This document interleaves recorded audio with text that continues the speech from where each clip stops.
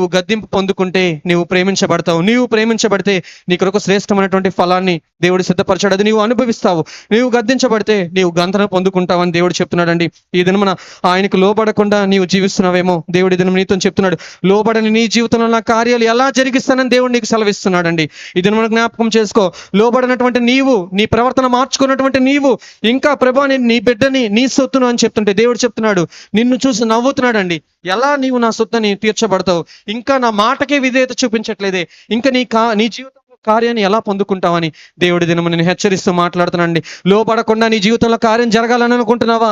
అది అసాధ్యము. నేను ఏదైనా చేయలేదంటే అది నీ లోబడే తత్వము లేకుండా నేను నీ జీవితంలో ఏ కార్యాన్ని జరిగించను. కానీ ఒక్కసారి నీవు నాకు లోబడినట్లయితే, ఒక్కసారి నాకు విధేయత చూపించినట్లయితే, నన్ను ప్రేమించినట్లయితే, నా మాటలు, నా గద్దింపును విని నా వైపు తిరుగు అని దేవుడు చెప్తున్నాడు.